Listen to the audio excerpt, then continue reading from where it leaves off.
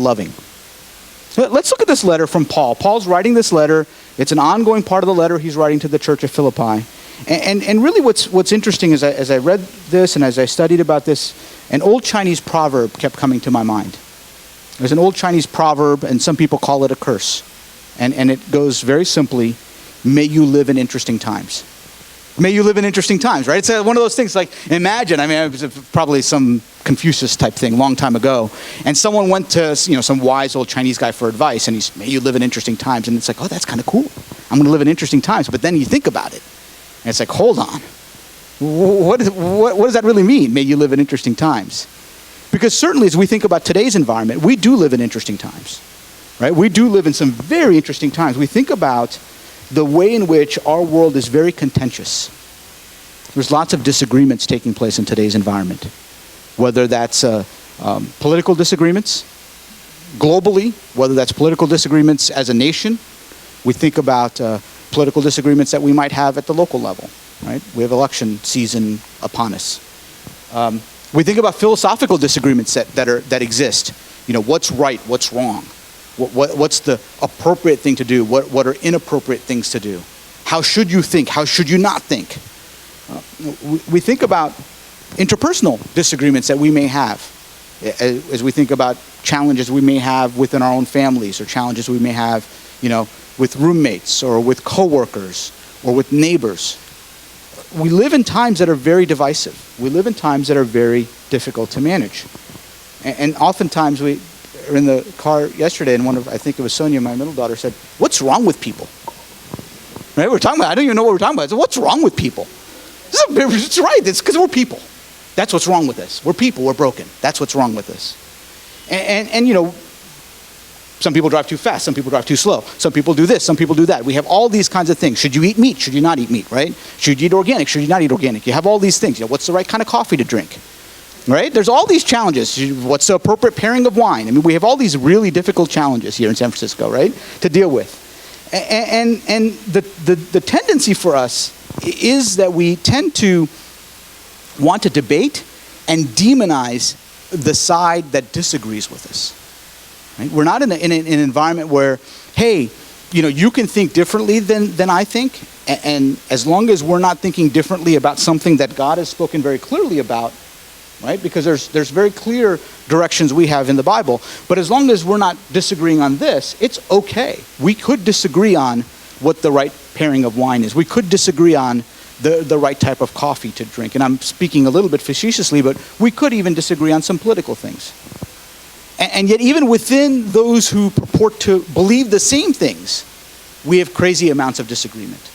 A couple weeks ago I was traveling, and so I was getting ready for some work meetings, and I turned the TV on, and the Republican Party debate was on. I don't know if you saw that or not, and if you didn't miss anything.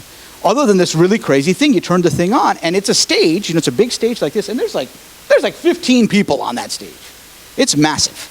And you have all kinds of people up there, right? You have ex-business people, you have ex-governors, you have ex-senators, you have ex-congressmen, you have people who are preachers, people who are claiming to be preachers, people who are claiming to be doctors. You got all kinds of stuff up there.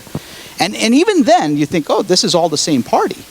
And even there, you've got this spectrum of disagreement and this concept of we're going to debate and we're going to divide against each other. And that's really dangerous, right? It's a really dangerous time. So let me start here. So we're talking about politics. If you've seen this, Pastor Josh put these slides. This is amazing, right? Right? Look at this. How you see your candidate, right? Whoever you support. You see your candidate as this, benevolent, wise Obi-Wan Kenobi, right? The force for good. This is going to be the person who restores power and balance and all those kinds of things. Going to fight the good fight. That's kind of how we see. And you could substitute candidate for issue, right? Preference. This is how we see our side. I'm standing for right. I'm standing for good. I have wisdom and I have justice on my side. Well, this is how we see the other person's candidate, right? The ultimate force for evil. The bad guy. Not just like a little bad, but like evil incarnate, right? Like Darth Vader, bad. Going to destroy the world, bad. And again, substitute candidate for issue. or preference or whatever. That's how we do it. We're right, you're wrong. We're good, you're evil. Well, what's the reality? Right? Jar Jar Binks. Now, true Star Wars fans refuse to acknowledge the existence of Senator Binks at all, right? Because like some people will say this episode 1 never even happened, right? That's right. It didn't even occur. So this, this is us. I mean, we're like this guy. Are we as honorable and as pure and as purposeful and as justiceful as Obi-Wan? No. And are we as horrible and as evil and as demonic as Darth Vader? No. We're like this goofy dude right here, right? That's who we are. And just as a pure side, we're pretty excited in our family about the new Star Wars movie coming out. There are 3 big events that are taking place in our family as well, just to let you know in the coming days. I call them the 3 L's. I just made this up this morning. The first is Lola. Lola's coming. Lola's coming in 6 weeks, right? We're pretty excited about Lola. If you don't know, that's Pastor Josh and Shay's coming daughter. We're excited about Lola Clementine. So Lola's on her way, in time. No rush yet, but she's coming, right? Our family's a second L. Our family's taking a trip to London and some other places, so we're excited about that. And the third is lightsaber. The third lightsaber, the new Star Wars movie's coming out on December 18th. 18th, yeah. So maybe we'll organize a church thing for that one, huh? Okay, I know Pastor Josh is down. He's probably going to camp out. We're going to do that. We'll bring Lola with us. That'd be awesome. So the point of all of this, other than having some fun this morning, is that the time period that we live in now, this interesting times, this contentious time, this divisive time, is not too dissimilar to the time that Christ lived 2,000 years ago. It's not too dissimilar to the time that Paul found himself in when he authored this letter. It was a very decisive time period. There were lots of infighting. There was the bad guys, the super bad guys, right? The Romans, who were oppressing everybody. But then even within the world of religious folk, you had a variety of perspectives. You had Jews who refused to believe that Christ was the Messiah. You had believers, new Jews, right? Christians, we now call them, people like us, who believed that Christ was the Messiah as a burgeoning movement. You had those things fighting with each other, if you will, about what's right and what's wrong. And not just on the fundamental belief of was Christ the Messiah or not, but even if you believe that Christ was the Messiah, should you do stuff like, do you circumcise? Do you eat? All the things in the Old Testament. There's all these divisions that had taken place. And then you have other divisions that were there as well. You have economic divisions, right? There were rich and poor. And Pastor Josh has talked about how the early founders of the church at Philippi came from these different backgrounds and perspectives. You had those who were educated and those who weren't educated. You had those who were slave owners and you had those who were slaves, right? You had this economy that was transforming, much as our economy today is continuing to transform, but back in that time, you had an economy that was transforming from an economy that was very agricultural based to something that was beginning to be much more industrial in nature. Just as we find ourselves now in the midst of the transition over the last 30 years, transitioning from an industrial-based economy to something that's more technology-based. We have all of those things that are taking place, and all of these changes, Roman versus Jew, Jew versus Christian, Christian versus non-Christian, believer versus non-believer. Do you do this? Do you not do that? Right? This undercurrent made the times quite divisive. So things haven't changed. And so there's things that we want to talk about today that come in this passage, that come in these 13 verses, that I think are all about stopping fighting. Right? And the first is we need to stop fighting with our fellow believers, and we need to start loving each other. We need to stop fighting with our fellow believers and start loving each other. And we look at this right at the beginning of the passage here, starting in verse 2, where Paul says, I entreat. And he names these 2 individuals. Josh, how do you even say Euodia, no R, and Syntyche. Okay, there we go. I'm not going to say them again. But these 2 individuals, right? And we don't even know their sex. Many religious scholars believe these are two ladies. They tended to be female names, and that's fine. And they said, Paul's saying, look, the 2 of you, agree with the Lord, right? And we ask that be a true companion. Help the rest of the church. Help these 2. resolved their issues. They've worked side by side. We've labored all together to solve issues in the church. We've dealt with these issues. Now, what we know is that neither one of them was on the side of wrong from a biblical perspective, from a godly perspective. Because if one of them was doing something that should not have been done, Paul would have called him out on that. He had no concern or worry about naming, like, hey, stop doing that because that's not what you're supposed to do. But here he's just saying, hey, guys, the two of you are fighting. Now, imagine this fight. And this is, think back in that time period. It wasn't like today where you just instantly type something in your phone and it goes out to the world, right? It wasn't like a tweet or a Facebook post or even sending an email. It was like you wrote a letter and this thing had to go on a horse and it took a long time to get there and all that and the news came back, right? So this feud, this fight amongst these two people in the church of Philippi had to be, going on for a long time, had to be a big deal for Paul to even address it. Like, it's a big standing feud. This is like not just like a little thing of, should the communion table be in the middle or should it be over there? Right? That's like, I grew up in a church where it's always on the right side and it's now in the middle. I'm very stressed, right? Something's wrong. No, it's not like this was something serious, but not so serious as it was a question of what's godly and what isn't godly. But it was so serious to the point where it was dividing the church. What was dividing the church? What was causing some divisions? What was causing people to take sides? What was an ongoing feud that these two women were starting to divide up the church at Philippi. At just a moment in time when there didn't need to be any division. Right? We have enough problems as it is as young Christians back in the day, enough problems as it is to let alone be divided. We have enough problems as it is in today's environment to let alone be divided. And yet we find ourselves in that kind of division. Here's a quote I'm going to put up on the screen here. Howard Hendricks, who was at the Dallas Theological Seminary for many years, theologians oftentimes refer to him as Prof. He was a professor and he taught for 40, 50 years, I don't know. Josh has read books by him. He's a long time, right? He passed away a few years ago. But he said many interesting things, but I love this, right? Rules are many, principles are few. Rules change, principles never do. And we got a ton of rules. We got a ton of rules. We got a ton of rules in society, and we oftentimes feel like we have a lot of rules in church. Right? Joking around a little bit about where the communion table used to be. There's a lot of rules about, well, you only do communion the first Sunday of the month, not every Sunday. And other folks will say, no, you should do communion every Sunday. We do communion every Sunday here at Golden City Church. It's not a rule. It's a preference. We choose to remember what Christ did for us on a weekly basis. If you come from a different church background where maybe you did that once a month, it's fine. It's a preference issue, right? But we tend to make those rules, right? We tend to make those rules like when you come to church, you should wear your best clothing. You should dress up. In the church family that we were part of in Maryland before we moved here 4 years ago, that congregation, it wasn't a rule per se, but it was just kind of how everyone acted. It was a dress-up kind of place. Men wore suits, ladies wore dresses. No rule against it. No one stopped you at the door if you didn't have a tie on, right? But it kind of became a rule, if you will, you know?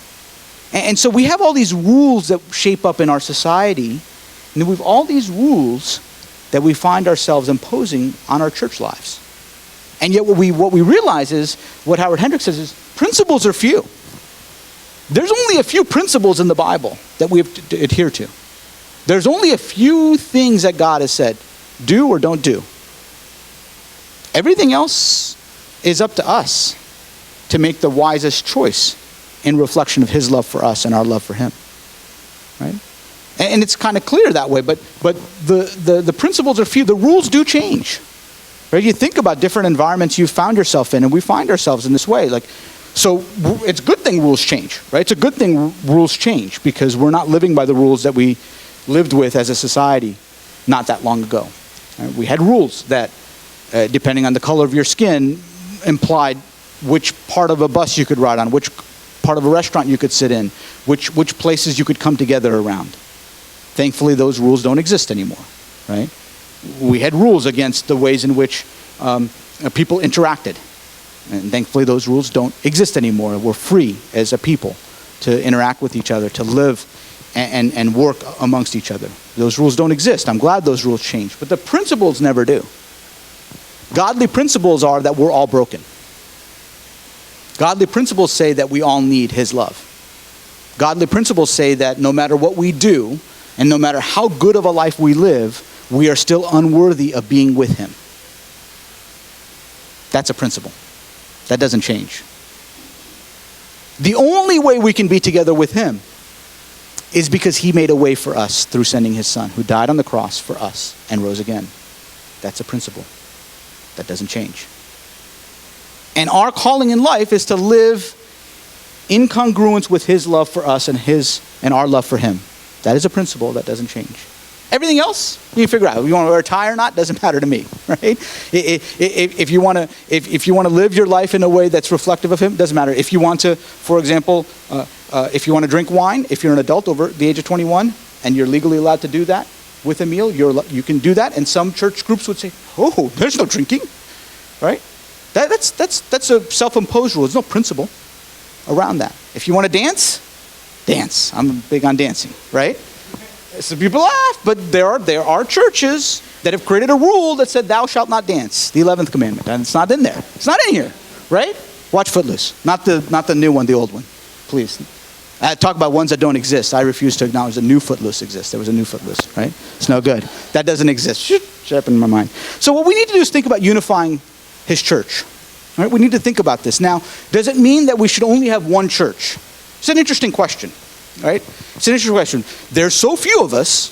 The thing about San Francisco, there are so few Christians. Should we all come together and just worship together and learn from him together in one body?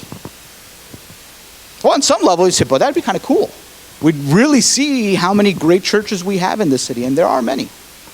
And we'd really see how many people we have. It's not just the 100 of us or so who gather here on Golden City Church.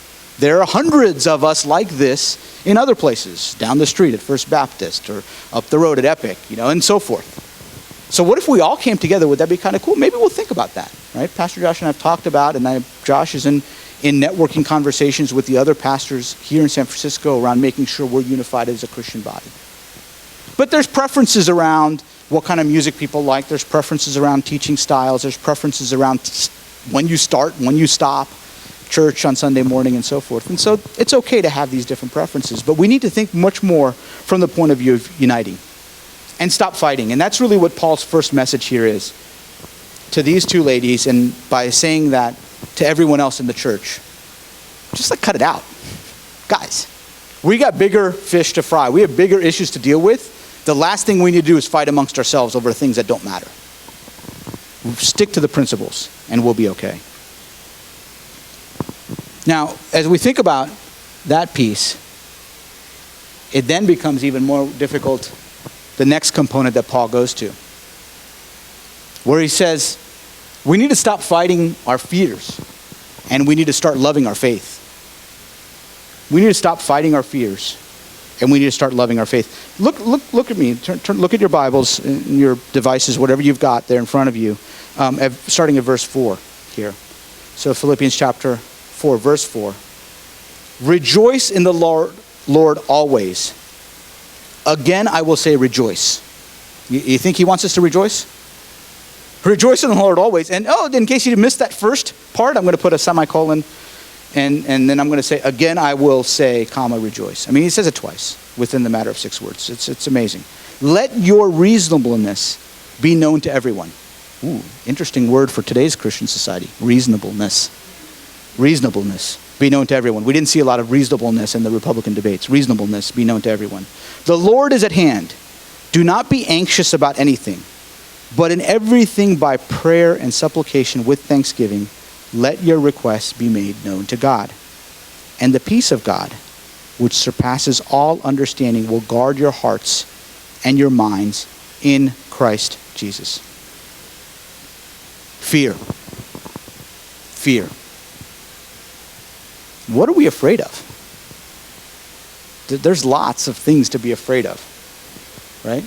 And oftentimes the scariest things to be afraid of are not in the outside world, but the things inside us. We know ourselves, right? Each one of us knows ourselves better than anyone else will ever know us. That's just how it is. And if you're married, then the number 2 person on that list in terms of who knows you is your spouse. Your spouse knows you just better than any other human knows you, right? That's about it. But notice I said we know ourselves better than anyone else on earth. But God knows us best of all. He made us, and so he knows us. The Maker knows what he created. And yet, despite that knowledge that he made us, we still fear. And there's so much that we fear. We fear so much. And there's so many scary things that we have out there. Let me do another quote here. Go historical. I'm talking about politicians. Here's a noble one to put on the screen. The only thing we have to fear is fear itself. FDR said that in his first inauguration when he took over office. The only thing we have to fear is fear itself. Fear becomes such a big thing. We build it up in our minds. I'm so afraid, I'm so afraid, I'm so afraid. Oh, I'm so afraid to do anything, right? I'm so afraid to talk to that person because I feel like I should talk to them. I feel like I should say something to them because that could be helpful. But I'm afraid. What might they say?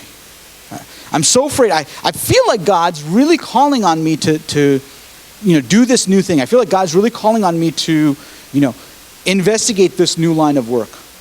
But I'm afraid. What if it doesn't work out? Or I feel like God's really calling on me to really think about broadening my mind and learn about a new topic area that I've never learned about before. But I don't know. I'm a little afraid. We feel pulled, but then we feel God's pull, but then we pull back. And we get in this wrestling match with God because the only thing we have to fear is fear itself, and yet we let fear rule the day. We let fear rule the day. In the last couple of weeks, our family appreciates your prayers. I know that we've been in your prayers the last couple of weeks. My in-laws, so Aniki's parents, recently moved here, as many of you may know, from the East Coast. They're resettling out here on the West Coast. They want to be closer to their granddaughters. They want to be closer to us.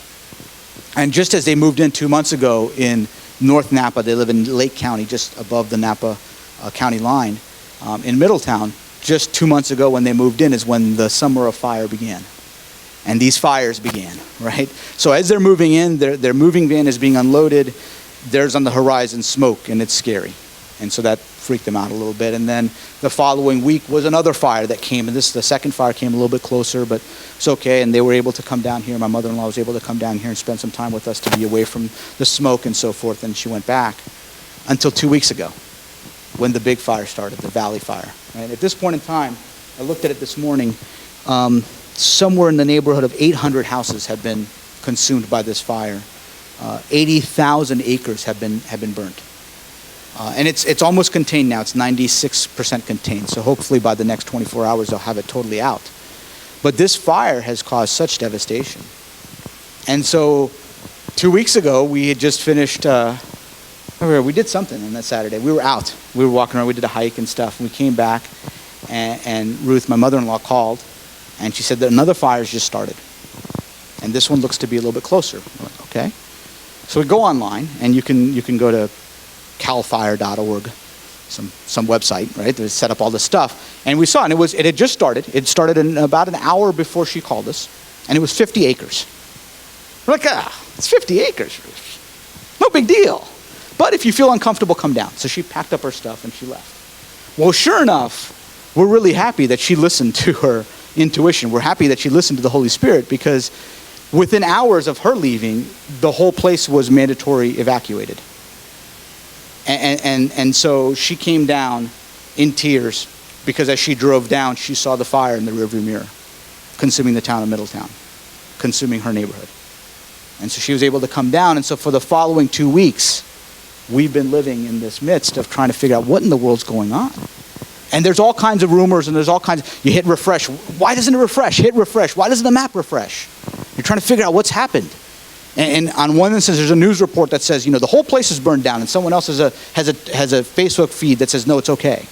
And then someone else has a thing that says the grocery store burned down, and someone else is like in the grocery store buying something, right? You don't even know what's going on. It's the craziest thing. It's the craziest thing. And so they lived it not knowing what had happened. They lived coming and imagine, and you can say, yeah, it's only stuff. And it is only stuff. We have stuff. And so you have insurance. so that you can protect yourself economically, and it's stuff, right? And everyone's had something happen to your stuff. If you ever lost something, right? Forget about even it being taken from you. Let's just say you misplaced something. You never find it again.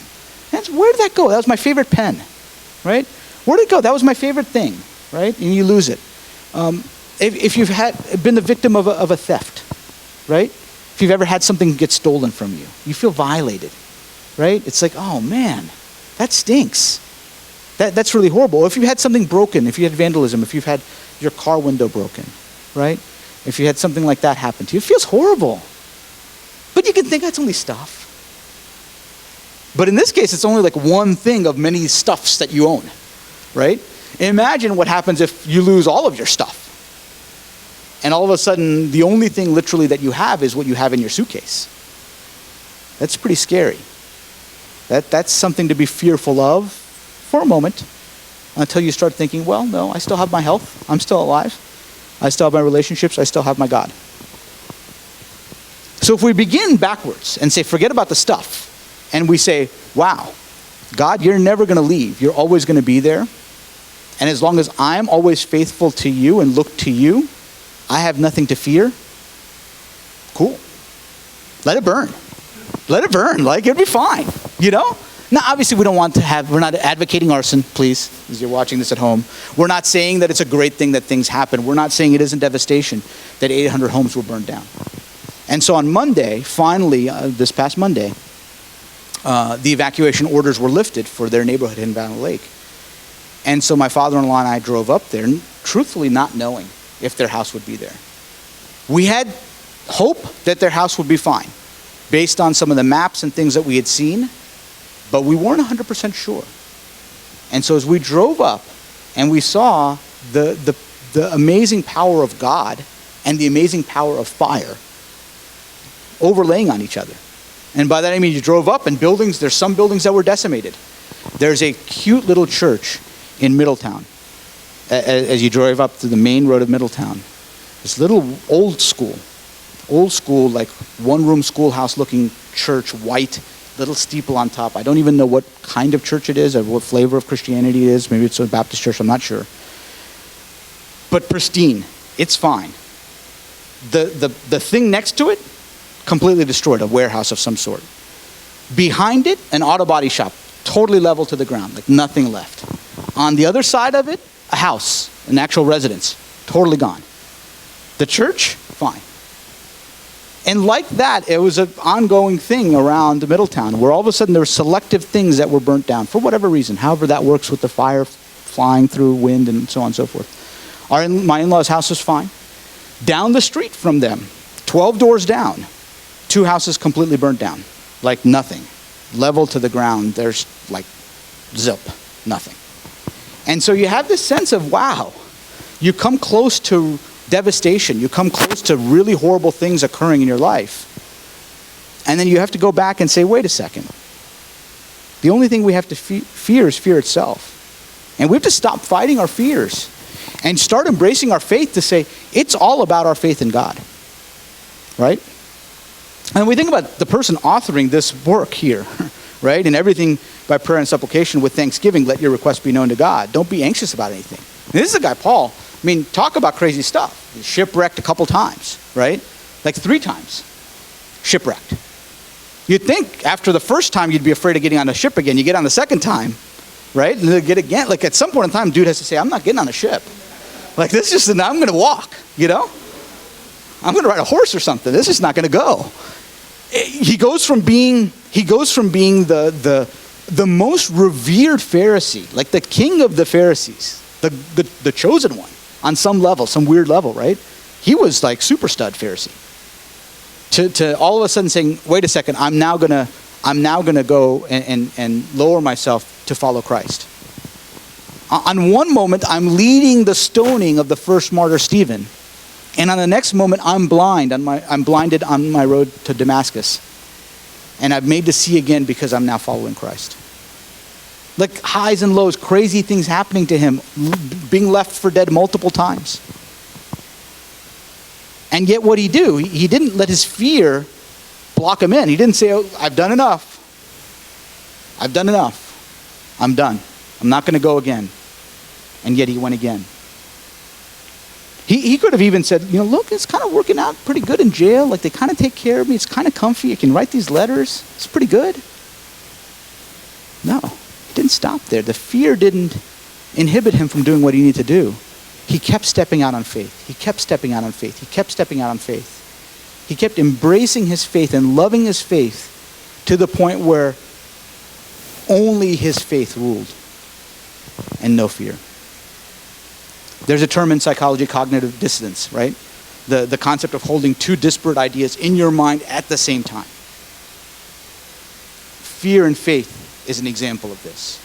If you're afraid, by definition, that means you don't have faith. If you have faith, by definition, it means you cannot have fear. And yet this struggle continues with us. And so what we have to do is just stop fighting the fear. I'm not saying the world isn't a crazy place. I'm not saying the world isn't a scary place. I'm not saying that bad stuff won't happen to us. It certainly will. There will be more fires that occur. As we get into El Nino or La Nina or whatever this weather thing is going to happen, I don't even know what this rain thing, we're going to rain forever, whatever happens, right? Build our arks. But there will be some mudslides that happen, right? Because the ground is so dry, we haven't had rain in like 4 years. We're going to get all this rain, there's going to be stuff. There's stuff's happening, guys. Stuff's going to happen, but what we have to remember is, do you have faith? Because if you have faith, you don't need to have fear. You cannot have fear. So as we think about the world we live in, as I said many times, it's a negative world, right? Let's look at the next group of passages here. We need to stop fighting the world's negativity. And we need to start loving our common calling. The world is a negative place. The world is a weird and bizarre place, as we've talked about, right? Let's look at this starting in verse 8. It's really just verses 8 and 9. Verse 8, finally, brothers, whatever is true, whatever is honorable, whatever is just, whatever is pure, whatever is lovely, whatever is commendable, if there's any excellence, if there's anything worthy of praise, think about these things. What you have learned and received and heard and seen in me, practice these things, and the peace and the God of peace will be with you. Whatever's true, whatever's honorable, whatever's just, whatever's pure, whatever's lovely, whatever's commendable. If there's any excellence, if there's anything worthy of praise, think about these things. Where does your mind go when you think about situations? Does it go to the positive or does it go to the negative? Does it go to what's right or does it go to what's wrong? Do you find good? Are you a good finder or are you a fault finder? It's very interesting. In the world of business, my training, we're trained to look for downside risks and upside gains, both. But oftentimes in business environments, people run to the negative. Like, here's where it's an interesting idea. Here's the 3 things I see wrong with it. Right? Immediately, like, you look for that. You go to that. Here's what I don't like about this. Well, why not start with what you do like? Why not start with what you find to be valuable with an idea, with an opportunity, with a situation? Here's the upside. Here's the good side, right? Here's the good things that may happen. Are you looking for good things or are you looking for bad things? And what we have to remember is that the light always beats the darkness. God's light always beats the darkness. And no matter what the size of the problems we have, we know that we have a bigger God than the problems that we have. And so as we think about our world and our lives, what are we embracing, right? And what we have to start doing is stop fighting the negativity in the world, because the world is a very negative place. We think about the headlines that you read. So pull up any app with any news. News tends to be like 99% negative and maybe 1% positive, right? Tends to be. Like, here's all the stuff that went wrong. Here's what's happened that's bad in the world. So as you think about what you're taking into your brain, are you receiving that and internalizing it? Because we often do. We often take that bad stuff and put it in, right? I always tell people, it doesn't apply as much anymore as it used to in the old days, but the last thing you want to do before going to bed is watch the news, right? Like, some of us of our generation, we remember what we used to, nightly news was like, guys, we didn't have this, right? This doesn't look right. I know it's hard to believe for the younger folk, okay? But everyone didn't walk around like this all the time. You didn't even have this thing, right? So there was a time period Come back with me and we'll take you a little historical time period, right? There was a time period where you had to watch what was called the local news. You may not even know what that means, the local news. Because there was a news about like your local area, right? And the local news was 30 minutes, and the first 10 minutes was like the stuff that happened, like generally the bad things. There was a murder, there was an accident, there was a this, there was a that, right? The next segment was like some sort of human interest thing. They try to sprinkle in something positive, something fun. Then you'd get to the latter half of the half an hour, and you had weather. Like, here's what the weather's going to be like tomorrow. Because you didn't have an app. Like, you didn't have a thing that said you had to like, is it going to rain tomorrow? I don't know. So you had to watch the weather person, right? And they showed you a map, and they did all sorts of stuff. And then there were sports. There wasn't even ESPN back then or instant highlights. So you had to watch that, and it showed you a couple minutes of sports. It was 30 minutes. And everyone watched the local news. The problem is you watched the local news and you went to bed. And so what you had swimming around your head was all the bad stuff, right? I think today's equivalent is being careful what you read on your phone before going to bed. Your devices. The latest, I listened to something this past week about sleep, and it said you should consider not looking at a screen 30 minutes before you go to bed. Because of the light, and it messes with your whatever, I don't know, wakes you up or something. But anyway, I'm not saying that I'm guilty of that, right? It's the last thing you do is you check your email and whatever else. But the point being, be careful what you're taking in, right? For those people who are on social media, if you're on a Facebook or you're on a Twitter, or you're on Instagram or whatever, be careful of the people that you're choosing to follow their things around. You know, on Facebook you can do this thing where you can unfollow but not unfriend. Do you know that? Right? So you don't have to like totally diss somebody, be like, oh, I'm going to talk to that person again. Unfriend them, and then they're going to be like, dude, what'd I do to you? Right? But if you have people in your feed, who tend to post like really negative stuff all the time, like the world is going to end and here's bad stuff and it's very different. Do you really need to read all that? Maybe just do the thing where you just, unfollow so you don't see their thing. Just throwing it out there. I think it's really important to think about who we're listening to and the negativity that we tend to take in on a regular basis and how we deal with that. Because that tends to get inside of us, plant that seed, and the next thing we know is we're tending to act and think and talk in those kinds of ways. Let me show you a little bit about what we just saw this past week. So this is Pope Francis. As you may have heard, he's been here in the U.S., in North America, on the East Coast. Apparently it was a traffic nightmare and a whole mess, so probably glad he didn't come out here. But he went to Cuba, and then he went to Washington, D.C., and then he went to New York, and he's in Philadelphia, and I think he's departing later today or tomorrow. And we're not Catholic, as you guys know. We're a non-denominational Christian church, believe in the Bible, founded from the Calvary movement. But I think there's a lot of interesting things to think about in what he's saying in today's environment.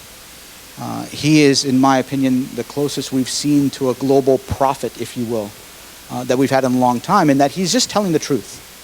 And he's trying his best to act in the ways that true Christians should act. For example, his first act as Pope when he took over, when he got the papacy a couple years ago, the first thing he did, he gave a mass. And then after he gave a mass, he went and washed the feet of homeless people. This is what he did. He could have done a touchdown dance, right? I mean, dude just got like the greatest job in the world for Catholics. Like, he's the pastor of all pastors. He's the Pope of all popes. For if you're a Catholic and you're in the clergy, you're in the ministry, this is the ultimate job. And he just got it. And you'd think he'd have a party. And yet what he did was he lowered himself and washed feet. Why? He said, I want to be Christ-like. I'm not Christ. I'm not perfect. But we see time and time again examples in the Bible where Christ served the masses. He gave a presentation. He gave a speech to the U.S. Congress. He was invited in to give a talk earlier this week. He did that talk, and I'm going to give you some quotes from that talk in just a second. But following the talk, and this is, talk about rules. Kind of a rule that when you do a joint thing to Congress, you have a meal with them. There's a congressional cafeteria, you get to hang out with the mucky mucks, right? Ha ha ha, whatever. Like, that's kind of a thing. And so he was invited, and he said, no thanks, I'm going to go eat with homeless people. And so he left the U.S. Capitol and went down the street in Washington, D.C., where there are many homeless people. And he went into a homeless shelter, and he sat down with those homeless people. And not only did he eat with them, he went behind the thing and served them. Just think about the examples, guys, in this, right? Where he's saying, I'm not going to let the negativity of the world rule me. I'm going to look for whatever's good. Do we have problems? Sure. But we need to do something about this together. I just pulled just a couple quick quotes from his presentation to the U.S. Congress. He said, let us remember the golden rule. Do unto others as you'd have them do unto you. Okay, kind of obvious, right? Like, and he did golden rule, but it's a principle.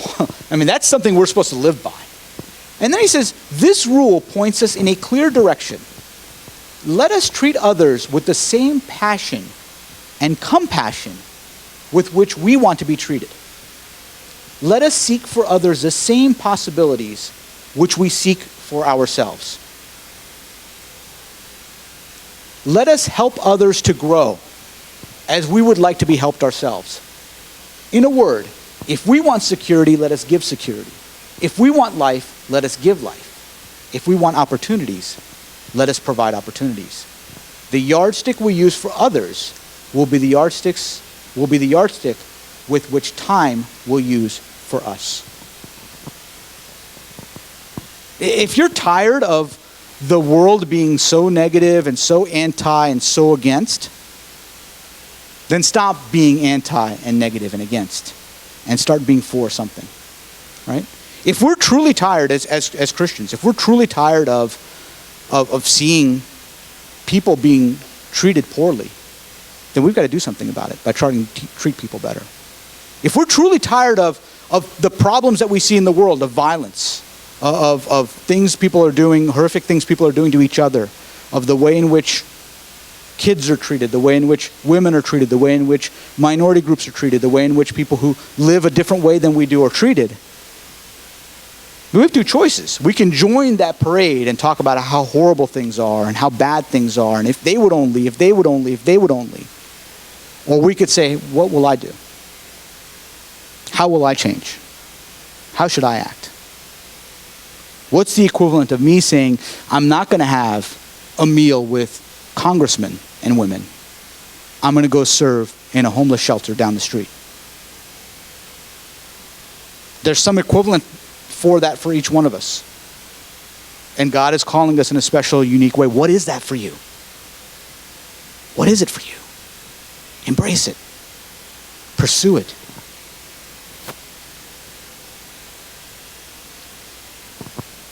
And so as we think about the final piece here, it's God's plan for our lives.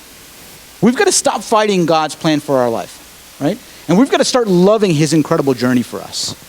Each one of us is on a special and unique path. He created us special in our mother's wombs.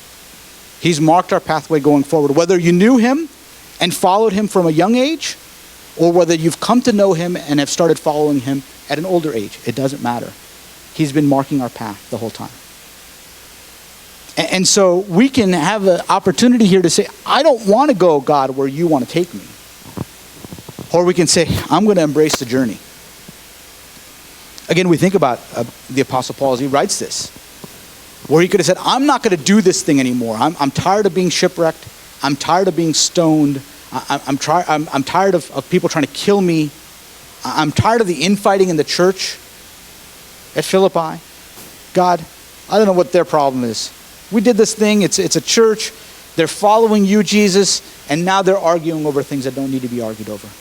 Now they're creating rules where there doesn't need to be any rules. Now they're living in fear of what other people will say and other people will do rather than embracing faith. I'm done. It's up to you, God. No. He says, I'm on this journey for good or for bad. I'm on this journey, and you know what? It's eventually going to be for good because it is your journey for me. And so we fight that. We fight it a lot. Let's look at the last verses here, verses 10 through 13. Paul writes, I rejoiced in the Lord greatly now at length you have revived your concern for me. You were indeed concerned for me, but you had no opportunity. Not that I'm speaking of being in need, for I have learned in whatever situation I am to be content. I know how to be brought low and I know how to abound. In any and every circumstance, I have learned the secret of facing plenty and hunger, abundance and need. I can do all things through him who strengthens me. Other versions have it, I can do all things through God who strengthens me. Other versions of interpretations of the Bible have this, I can do all things through Christ who strengthens me. I'm not speaking of being in need, Paul says, even though the dude's in jail here right now. Don't worry about me. I'm all right. I'm being beaten and I'm in jail and I'm tied to some other guy and it's really tough and I'm probably writing this, using, a rock and some chalk, right? Somehow. Don't worry about me. I'm okay. Because you see, I've been low and I've been high. I've been low, like I am now in jail, and I've been high on top of the world.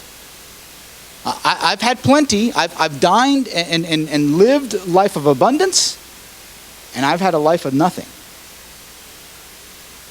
In every circumstance, in whatever situation, I am to be content. Are you content with your life today? Are you truly content with where you are on this journey? Because discontentment is an earmark of today's society. I'm not satisfied. You get a brand new car and like a day later, it's not a brand new car anymore. It's like, you get a new phone. Like this happens, so pick on phones. Like you get a phone, it's like the next week, the next phone comes out. It's like, right? Like I just got the 6 supersize or whatever this thing is, and the new one just came out. It's like, oh man, if I'd waited like a month, I would have gotten like the next one, right? Would have been cooler. You get a job and then you think, if there's a better job. You get a promotion, you think, if there's another promotion. You live in an apartment, you think, if we had a better apartment. You have a nice meal and you think, if we had a better meal. Discontent. We're very discontent people. We're not happy with where we are. We're not oftentimes thankful with what we've been given. Now, don't get me wrong. Being content doesn't mean that you shouldn't be ambitious, right? Being content doesn't mean you just stay where you are in life and, okay, let's just play PlayStation for the rest of the game on, right? We're done. Doesn't mean game's over, life's over, you shouldn't want more, you shouldn't do more, as long as you're wanting and doing more for him and not for you. That's the journey part. Enjoy the journey, right? Too often we get too engrossed in thinking about the destination that we forget to enjoy the pathway along. It's going to be awesome when we get to blah, blah. Like think about a vacation, right? I mentioned a few minutes ago, we're in the midst of planning a vacation. It's very easy to think about, wow, it's going to be awesome when we get to such and such place. We're going to get to do this, and we're going to get to see that, and we're going to get to experience this, and we're going to get to try that. And it's very exciting to be forward-looking like that, right? It's very exciting as a church. We're already thinking, Pastor Josh, already planning on how we're going to celebrate Advent season this year, right? And thinking through what does that look like, and how will we do that as a church body. We think about, in their lives, we're seeing it, where in 6 weeks there's going to be a baby. And we think about, wow, it's going to be awesome when Lola Clementine is here. It's going to be so cool. Can't wait. But you got to enjoy the journey along the way. You have to say, agreed, that is going to be great. But you know what's also going to be great? Right now. What's also going to be awesome is right now. Now you might say, wait a second, the part of the journey I'm on is like the low part, right? I'm not on the high part of the journey. I'm in the prison part of the journey, right? I'm in the I have no food part of the journey. I'm in the people want to kill me part of the journey that Paul went through. And so you don't understand. Okay, I'm not saying that you have to stay there. But what I'm saying is even in the midst of that, Paul teaches us here what God wants us to do is to be content. It's about our attitude. There are many things in life which you cannot control. In fact, most things in life you cannot control, right? We cannot control the weather. We can't control even crazy things like wildfires. We can't control what other people will do or say or think. We can't control the broader economy. I mean, there's tons. We can make the massive list of all the stuff that we cannot control. There's absolutely, with a degree of certainty, one thing that you can always control. Your attitude. You cannot control everything else, but you are always in control of your attitude. Always. So how do you view life? How is your attitude? And I tell a funny story. They're twins. So by definition, two people, twins, right? Identical twins in this case, two girls. And they both were very excited about potentially receiving for Christmas a horse. That's what they'd asked Santa Claus for. They'd asked Santa Claus for a horse, and so they wake up early morning on Christmas morning, they come downstairs, and beneath the Christmas tree are 2 massive boxes wrapped up. And they're like, this is awesome. We each got a horse. This is amazing. Now, the difference between the twins is one of them had a good attitude, positive, content attitude. The other one had a stinky attitude, right? Really down on, it's a horse, but it's probably not be the color I want. It's probably a horse, but it won't be as tall as I wanted it, And so they both open the boxes at the same time. And they look in the boxes, and there's kind of a stench coming out of the box. And there's a lot of stench, right? There's stuff, manure. Like it's a box full of manure, right? And the negative one says, oh, I knew it. See, we asked for a horse. Santa Claus just brought us a big box of stinky. It's horrible. The other one with the good attitude dives in and starts swimming around in it. So what are you doing? Man, with this much manure, there's got to be a big horse in there somewhere. Right? It's about your attitude. And here's the thing. If you really want to live and win lives for Christ, if we really feel like we're called what Christ called us to do, right? Which is to go be his hands and feet here on earth. Use your life as a living testimony to him. Right? Tell everyone about him through your words and, more importantly, through your actions. The thing that will attract more people to Christ through you is your attitude than anything else. If you are content in life, no matter what the circumstances, people want to know what you know. If you have the biggest house in San Francisco and you drive the fanciest car in San Francisco and you're the richest person in San Francisco, compared to if you are you, living life that God has called you to live in a content way with a great attitude, you win lives for Christ millions of times more than the person who is exhibiting the trappings of the world. Every single time. Now, does it mean you shouldn't have a nice car? No, I'm not saying that. Does it mean you shouldn't live in a nice place? Please live in a nice, safe place. I know this is an expensive place to live in. We love that you're here in San Francisco. Our family loves living here in this great city. I'm not saying any of those things are bad, but be careful why you're pursuing those things. The attitude is the thing that matters. The attitude is the thing that matters.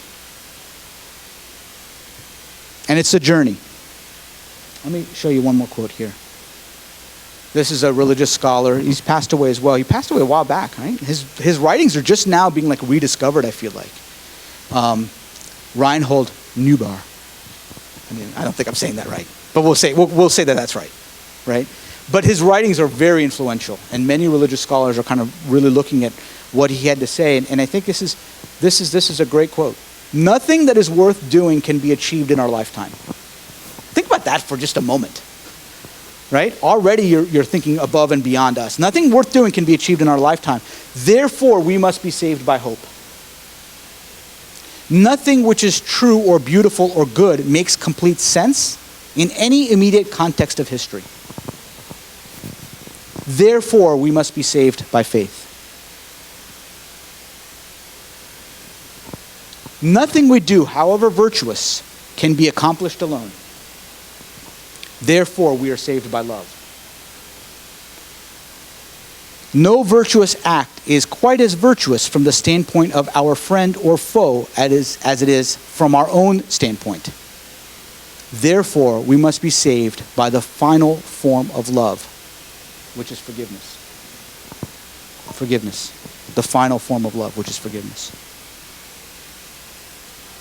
And that's the ultimate gift that we have. So we think about our own path. We think about our own journey. Philippians 4:13.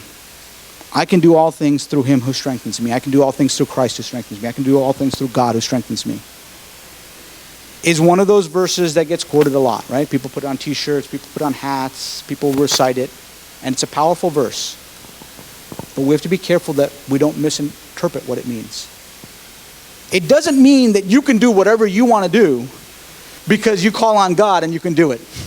Right? It doesn't mean, God, I'm going to be the next billionaire in San Francisco, I can do all things through Christ who strengthens me. Just because I've said it, and because I believe it, and because I love you, and because you love me, and because I follow you, I'm going to get it. Poof. It doesn't mean that God is our personal assistant, right? He's not our Siri, right? He's not our butler. He's going to go around trying to, hey, here you go. What, can I help you again, sir? How else can I help you, master? But that's how it gets interpreted. What it does mean is we can do all things that he's calling us to do because he's created our pathway for us. And our pathway is beyond us, as we see in this quote. Our pathway is beyond our lifetime. Anything worth doing is beyond our lifetime. Our pathway is something we can't do alone. Anything worth doing, you need to bring other folks along. And there's a moment of love that comes with us. And even as we're on this pathway, as we follow God's journey for us, as we think about the amazing things he has for us, as we think about the lows that we will go through, and the highs he will let us experience afterwards,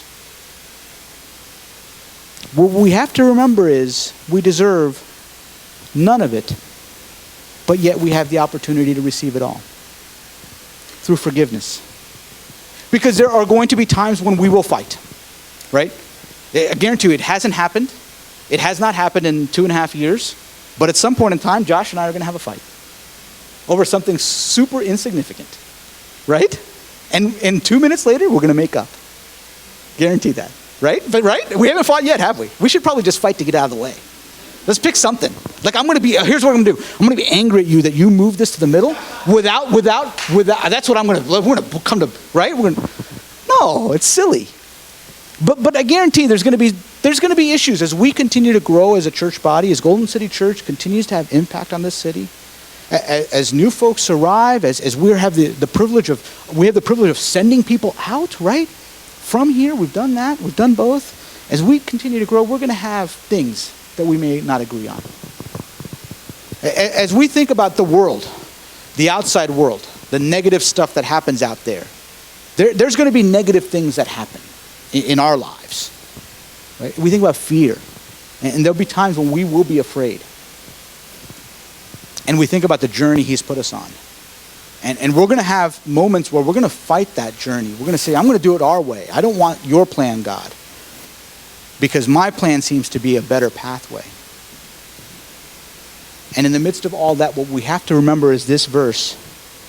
We can do all things through Christ who strengthens us. But the things that we are doing, the things he provides strength around, are the things he wants us to do. Can we choose? God gave us free will. It's amazing. We can choose. Do we choose him freely? At Golden City Church, we do. Christ came 2,000 years ago. He lived amongst us. He walked amongst us. He lived. He ate. He laughed. And he cried. He experienced the high highs. He experienced moments of celebration with the apostles and with the masses who were following him. He made people see who couldn't see. He helped people to walk who hadn't walked before. He did all kinds of amazing things. But he also experienced the lows. He experienced the lows of how we feel when a loved one passes away from this earth. He experienced the lows of what it means when everyone wants to kill you. And in fact, we did. And he took that punishment for us. And he paid that price for us. It's the punishment and price that we deserved. And yet he did that freely. And in doing that, he said, I forgive you. I've now made a way for you. And all I ask in return,